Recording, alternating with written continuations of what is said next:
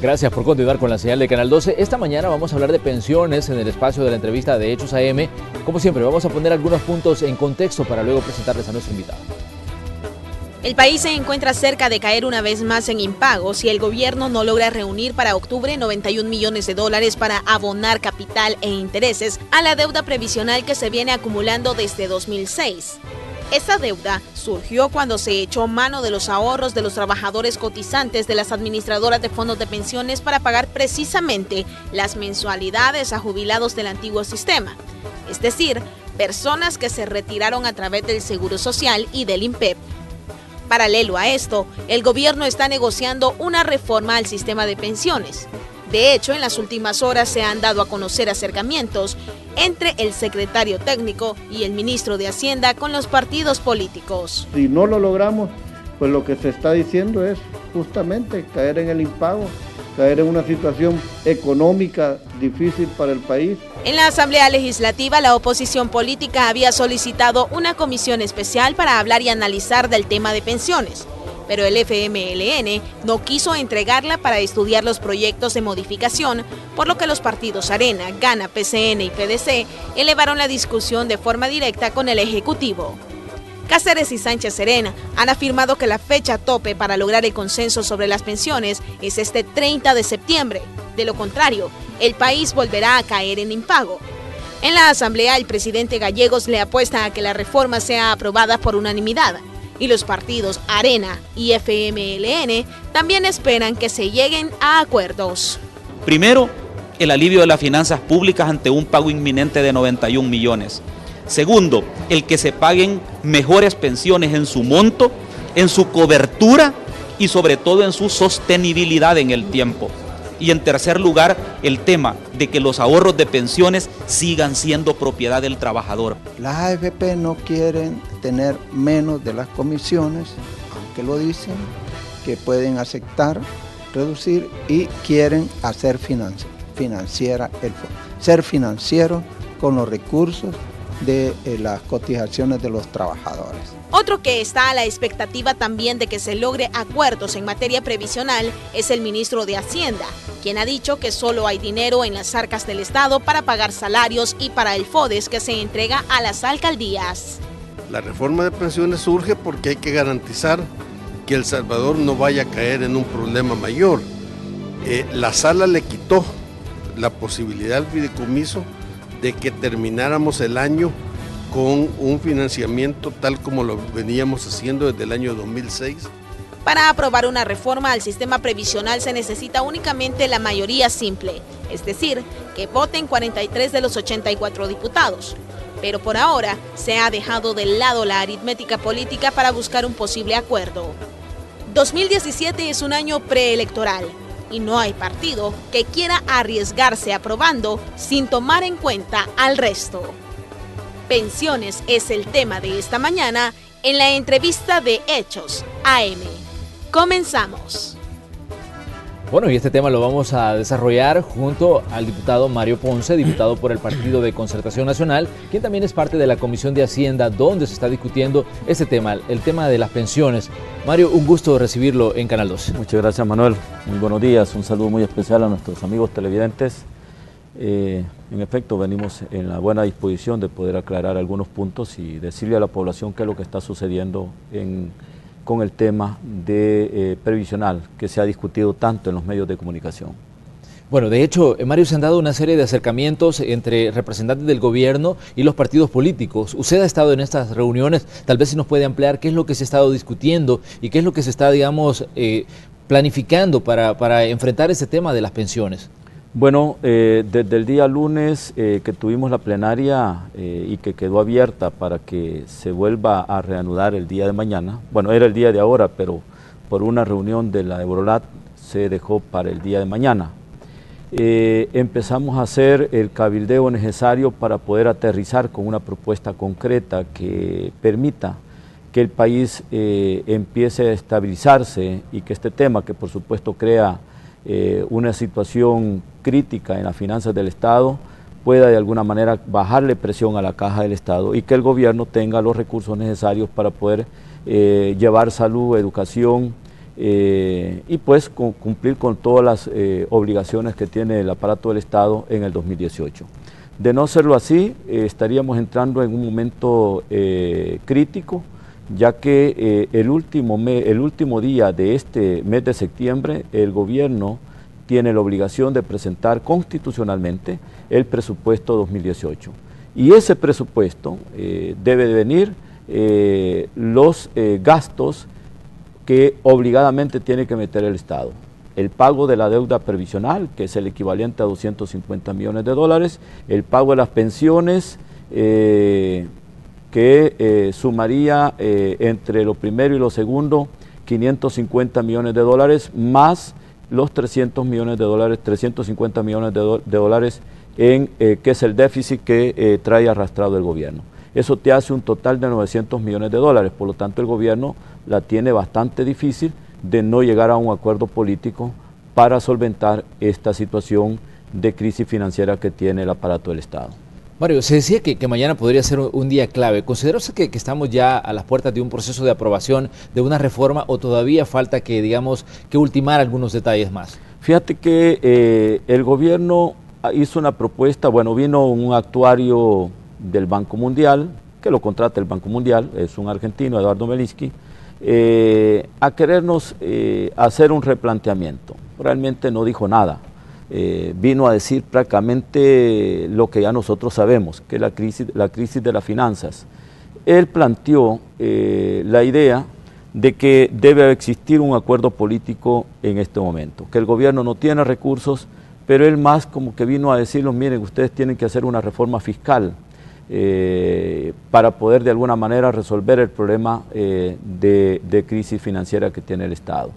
Eso significa aumentar el IVA del 13 al 17%. Cuando el gobierno nos presenta su propuesta, ellos nos dicen, y bueno, no la presenta a través de Eduardo Melinsky, este argentino, dice, bueno, aquí hay un 5% del presupuesto general del Estado que iría a conformar la cuenta colectiva, más el 8% de los aportes de los trabajadores que iría a esa cuenta. Mario, hagamos una salvedad respecto a esta situación de las propuestas que ha presentado el gobierno. Recordemos que presentaron una en febrero de 2016, que era la del sistema mixto. Sí. Luego abandonaron ese proyecto y presentaron una segunda propuesta. Y ya con el pasar del tiempo nacionales. Presentan exactamente lo de las cuentas nacionales y luego presentan una tercera propuesta, esta propuesta se vino a sumar a la que habían presentado ustedes como partidos políticos, donde estaba Gana, Arena, PCN y PDC, que presentaban un proyecto también de reforma previsional que vienen, digamos, a acumularse junto a la que presentó la Iniciativa Ciudadana para las pensiones, la que presentaban los trabajadores, y de verdad se fueron acumulando, digamos, 6 propuestas, digamos, de reforma previsional. Hoy están trabajando ustedes sobre cuál propuesta, digamos, es la que están viendo las esperanzas de llegar a un acuerdo de una reforma.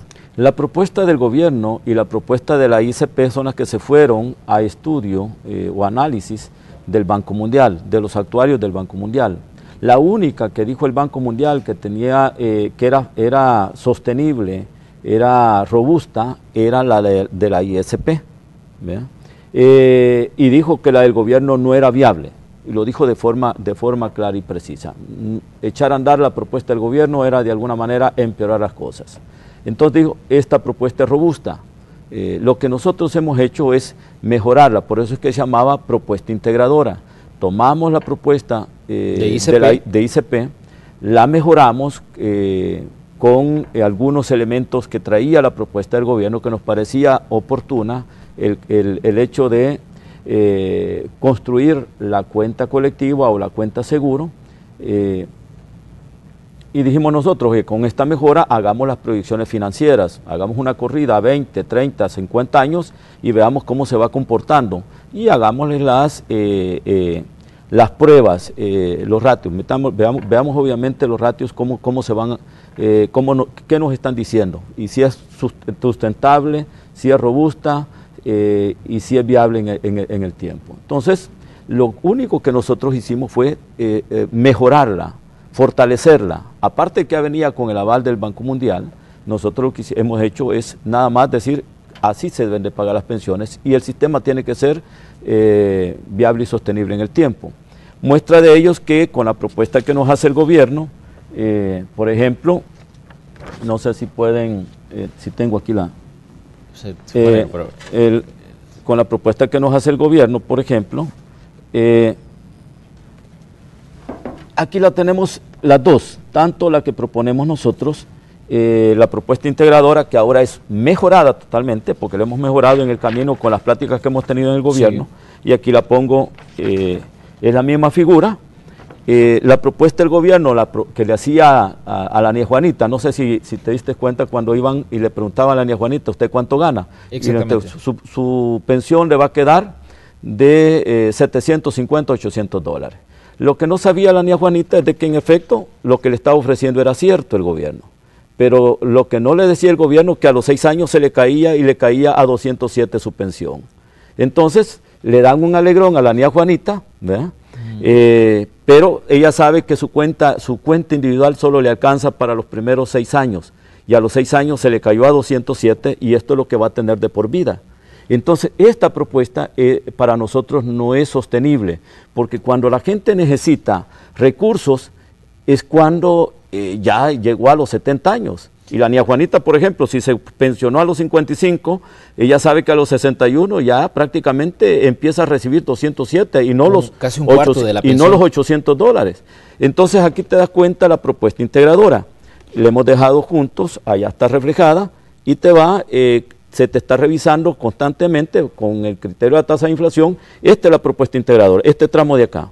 Es cierto, recibe 100 dólares menos, pero en el camino le va subiendo y llega un momento que supera lo que le ofrece el gobierno. Porque el gobierno dice, yo me comprometo, doña Juanita, a pagarle su pensión. Hace una promesa. ¿De dónde? Sí. De los ingresos corrientes netos del presupuesto. Si eso fuera, si las finanzas son tan robustas, entonces ¿por qué estamos emitiendo SIT y no estamos pagando de los ingresos corrientes netos del presupuesto en este momento las pensiones de los trabajadores del antiguo sistema? Claro. ¿Por qué no lo hacemos? Simple y sencillamente porque las finanzas del Estado están quebradas.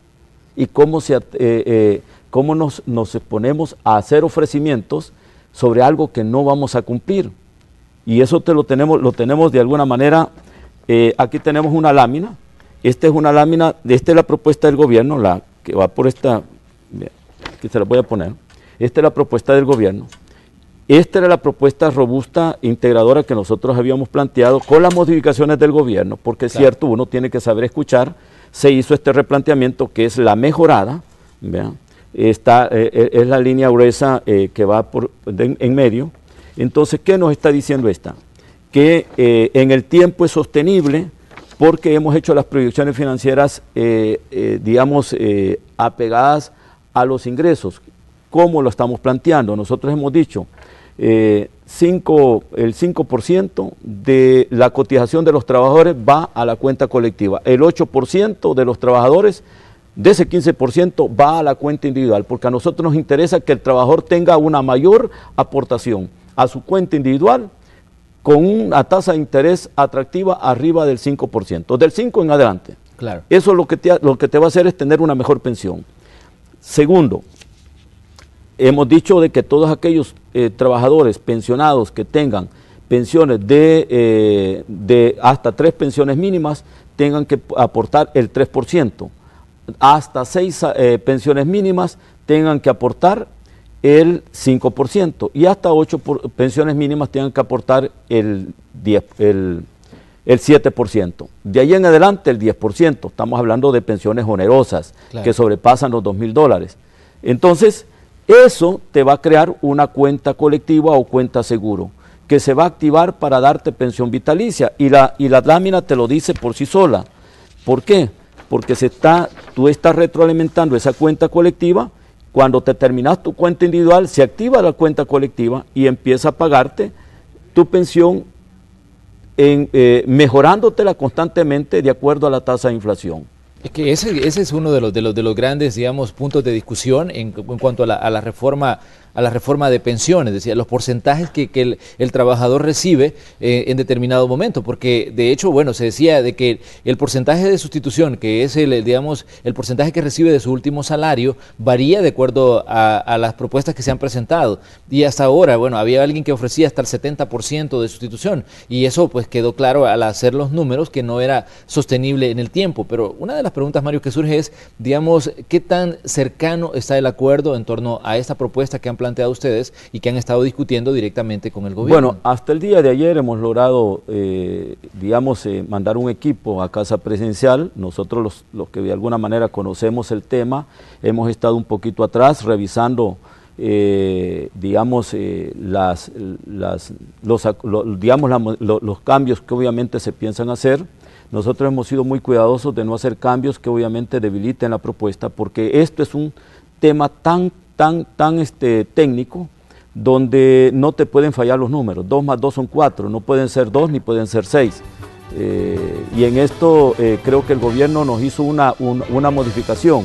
Y es cierto, uno debe entenderlo. Fíjate que el gobierno nos dijo, miren, ustedes dentro de su propuesta, en lo que esté en el artículo 116, no le regresan a aquel trabajador que no cumple los requisitos, que no llega a los 20 años cotizando, no le regresan su aporte de la cuenta colectiva, le regresan lo de la cuenta individual. Sí. Por eso ves que la línea gruesa tuvimos que modificarla, porque las propuestas, cuando uno discute y hace una propuesta, por supuesto, no tiene la verdad absoluta. Hay cosas que obviamente se pueden estar quedando, no es porque tú las estás obviando, simple y sencillamente porque tenés que ver, digamos, esa situación. Nosotros empezamos a revisar ese tema y el gobierno nos hizo movernos y dijimos, bueno, revisemos y hagamos las pruebas, veamos los ratios, cómo se comporta y si realmente no debilita, porque si le estás diciendo al trabajador que no logró cumplir los requisitos, que te llegó a 19 años, sí, y le decís, ok, te regresamos tu dinero, en los tramos que ya determina la ley, todo lo que tenés ahorrado, pero aparte de eso, tú vas a tener también derecho en los años que cotizaste, vas a tener a partir del retiro de tu dinero, vas a tener tantos años de acceso al sistema de salud. Si fueron 19 años en atención de salud, y ese pago hay que hacerlo al Seguro Social. Sí. El Seguro Social no te va a dar una prestación de salud gratuita, alguien tiene que pagarlo. Entonces nosotros dijimos, ok, veamos si es posible estar abonando al Seguro Social la cuota, tanto patronal como la cuota del trabajador, para que el Seguro Social le siga prestando servicios de salud a este trabajador que no logró pensionarse. Muy bien. Pero hicimos los cálculos, volvimos a revisar las cifras proyectadas y vimos que era factible, que el sistema aguanta a que le podamos de alguna manera regresar el aporte a la cuenta colectiva. Por eso ves que aquí se ha movido. En la primera, la integradora era esta. Entonces hoy logramos, ya haciendo el nuevo análisis, logramos bajarlo, ¿vean? Pero vemos que se sostiene en el tiempo. O sea que siempre es robusta y no se debilita demasiado. Aquí está lo que el gobierno dijo. Miren, ustedes no le están regresando al trabajador el aporte a la cuenta colectiva. Hoy ya se ha hecho y por eso lo dice. La cuenta de garantía solidaria se constituirá como un mecanismo que asume el financiamiento y pago presentes y futuros de las pensiones de los trabajadores detallados en los incisos siguientes. Pago de pensión desde la longevidad, a lo que se refiere el artículo 184, al agotarse el saldo de la cuenta individual, y pagos de pensiones de vejez. Pero, Mario, tengo que hacer una pequeña pausa y vamos a continuar detallando lo que tiene usted ahí en ese documento. Les invitamos a ustedes que continúen con nosotros porque estos son datos muy interesantes que están, digamos, sobre la mesa de discusiones de la reforma previsional, un tema que debe interesarnos a todos. Así es que les invitamos a que continúen con nosotros porque tenemos aquí a un miembro de la Comisión de Hacienda de la Asamblea Legislativa. Ya volvemos. Esta mañana en el espacio de la entrevista de Hechos AM estamos hablando sobre la reforma al sistema de pensiones. Se considera que este viernes podría ser clave en la discusión y en la búsqueda de consensos para llegar a un acuerdo que permita, digamos, solventar este problema que se ha venido, digamos, prolongando durante mucho tiempo. Tenemos con nosotros al diputado Mario Ponce del Partido de Concertación Nacional y estamos hablando de todas estas propuestas que se presentaron y una en la que se está trabajando y que podría ser, digamos, la puerta de salida a esta situación. Mario, pero a mí me llama la atención también si el gobierno gobierno no está contra la espada y la pared y es por eso que está, digamos, accediendo a lo que ustedes le están planeando, a lo que ustedes le están planteando en la propuesta y también accediendo a discutir con ustedes este tema de la reforma, debido a que el gobierno ha dicho en diversas ocasiones que es la deuda previsional y es el tema pensiones parte de lo que ejerce presión sobre las finanzas del Estado y que las ha deteriorado mucho. Mira, el gobierno no es que haya cedido o le hayamos doblado el brazo, simple y sencillamente el gobierno sigue haciendo su puja, sigue manteniendo su posición de echar a andar el proyecto de ellos. Y ellos dicen, nosotros resolvemos quitándole de los 15 puntos, del 15%, tanto el 7.75 del patrono como 7.25 del trabajador, que te hacen 15 puntos, bajo el supuesto que vamos a hacer la reforma paramétrica en esta reforma. De eso yo quiero 8% para conformar la cuenta colectiva, dice el gobierno.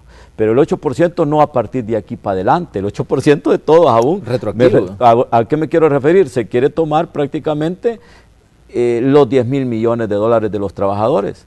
Y lo que quiere el gobierno es quitarse la obligación de estar pagando los 6.000 millones que le debe a los trabajadores. O sea, eso es grave porque eso es expropiación. Entonces ellos mantienen esa posición. Yo no sé si ellos no han visto el mega problema que tiene el país, que tienen ellos porque son gobierno, porque al final tienen la obligación de presentar un presupuesto equilibrado al 30 de septiembre de este mes. Esto es un grave problema, Manuel. Si no lo están viendo, esto significa de alguna manera hacer unos cambios radicales dentro del presupuesto de la nación. Nosotros lo que estamos tirándole al gobierno es un flotador para que pueda de alguna manera tener un poquito de más oxígeno y evitar esa presión a la caja del Estado. Este es un tema que tenemos que abordarlo con criterio técnico más que con criterio ideológico, porque esto no es ideológico, no es ideológico.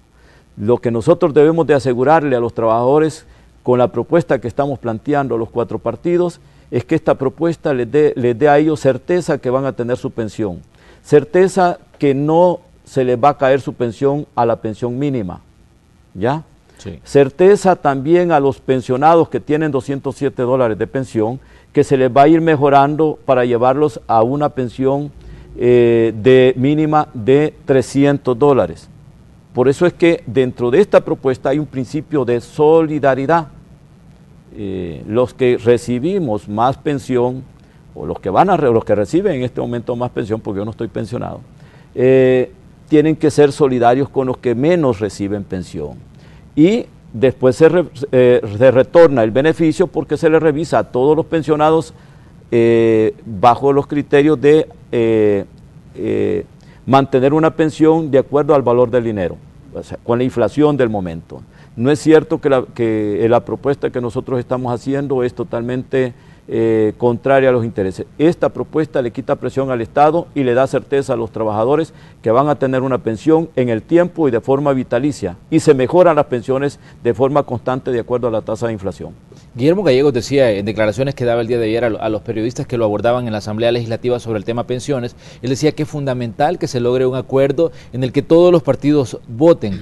Usted que está trabajando en la Comisión de Hacienda y que le ha dado seguimiento durante años al tema pensiones, ¿cómo ve el panorama? ¿Considera que se puede llegar a un acuerdo y que haya unanimidad en una votación, en una reforma como la que se está planteando? Nosotros tenemos la fe puesta en Dios que el día de mañana debemos de terminar con este tema. Este tema ya no puede seguir siendo un tema de debate en los medios de comunicación, de cuál va a ser la posición nuestra y cuál propuesta debemos de apoyar. Nosotros lo que estamos haciendo, los 4 partidos, con esto es lograr construir un acuerdo con el gobierno que le permita al gobierno viabilizar cualquier plan o cualquier proyecto que tiene dentro del presupuesto 2018. Si ellos no se suman a este esfuerzo, simple y sencillamente el país está en una situación de crisis, digamos, de grandes dimensiones. No quiero ser ave de mal agüero, pero creo que esto le va a significar al gobierno una situación de crisis, el caer en impago. Tenemos que pagar los 91 millones de dólares en el mes de octubre, y no al final del mes de octubre, por ahí por el 4, del 4 al 10 de octubre tenemos que hacer los pagos, si no estaríamos de alguna manera cayendo en una calificación peor que las que nos pusieron las calificadoras de riesgo en abril, Y esto va en detrimento de todos aquellos que hacen uso del sistema financiero, los que tienen préstamos hipotecarios, préstamos personales, préstamos de cualquier tipo, para la industria, para el comercio, todos los préstamos, el dinero se volvería más caro y los que tienen préstamos automáticamente les crecería el interés de forma desproporcionada, porque una calificación pone, lo que hace es que si nosotros nos estamos fondeando con recursos, me refiero que los bancos nacionales acceden a fondos de los bancos de Nueva York, estos estarían de alguna manera dándole recursos, dinero más caro por el nivel de riesgos que estas calificadoras le pondrían al país. Y eso iría en contra de los intereses de todos los salvadoreños. No es cierto que el tema previsional no impacta en la vida de los salvadoreños en términos generales. Las cosas tendrán, si la gente accede a dinero más caro, por supuesto que le va a subir a todo lo que produce y a todo lo que consumen los salvadoreños. Mario, hay una serie de aspectos que me gustaría que dejáramos en claro. Cuando se presentaron las propuestas del gobierno, las administradoras de fondos de pensiones, hasta fondos decían, mire, esas propuestas son confiscatorias. Lo dijeron no en una, sino en varias ocasiones, y también lo dijeron en la Asamblea Legislativa algunas fracciones. Dijeron, las propuestas que ha presentado el gobierno de reforma al sistema de pensiones son confiscatorias. Cuando se hablaba de la propuesta de ICP, bueno, le reaccionaba la gente del gobierno y reaccionaban los diputados del FMLN y decían, miren, las AFP no quieren soltar el negocio, no quieren soltar la gallina de los huevos de oro, y decía, hay que seguir, digamos, lucrándose con los fondos de los trabajadores. ¿Qué tanto se aleja de estas posiciones la propuesta que está en análisis y sobre la que se está basando, digamos, todo el posible acuerdo en cuanto a reforma previsional? Mira, nosotros estamos discutiendo también el tema de las comisiones de las AFP y vamos a separar, digamos, el tal 2% que ya está dentro de la ley. Hay que separarlo porque una porción de ese 2% va para la compra de un seguro para invalidez y muerte, o sea, para todos aquellos trabajadores que a medio periodo terminan con un accidente laboral, deben de asegurárseles el seguro, la pensión por invalidez, igual que la familia que perdió a su esposo, a su esposa laborando. Los accidentes suceden en todo momento y en todos los sectores, más en la parte industrial. Por lo tanto, el 1% de ese 2% es para la adquisición del seguro. Entonces vamos a separar ese tema porque debemos de aclararlo. No es el 2% que tiene que ir para las administradoras de pensiones. Y poner en efecto que el otro 1% sea hasta el 1% para la administración del fondo. Debemos de recordar que las administradoras de pensiones no son la Madre Teresa de Calcuta, que no van a regalar tampoco su esfuerzo y su trabajo y su inversión. Hay todo un equipo de expertos, de economistas, viendo una diversificación de inversiones de los dineros de los trabajadores. Para que tenga rentabilidad tiene que haber un equipo trabajando, porque al trabajador de por sí no le va a crecer su dinero. Claro. Solo depositarlo y meterlo a un banco, eso no, si los bancos en este momento bueno, ¿cuánto te gana tu cuenta de ahorro? Sí. Si vemos nosotros que la cuenta de depósitos a plazo es una porción arriba del 3.5%, y tenés que ir a perder tu tiempo al banco para decir, mire, yo quiero pasar esta parte de la cuenta de ahorro corriente de ahorro, la quiero pasar a la cuenta a plazo. Tenés que perder tu día o tu mediodía para ir a hacer ese trámite al banco. Entonces, tiene que haber un equipo buscando una diversificación de inversiones para que tu dinero tenga una mayor rentabilidad. La pensión de los trabajadores está supeditada a una aportación a la cuenta individual de forma significativa, que en este caso es el 8%, y a una rentabilidad que no sea menor del 5%, sino que del 5% hacia arriba. Eso te va a dar a ti la oportunidad de tener una pensión sólida, mejor en el tiempo.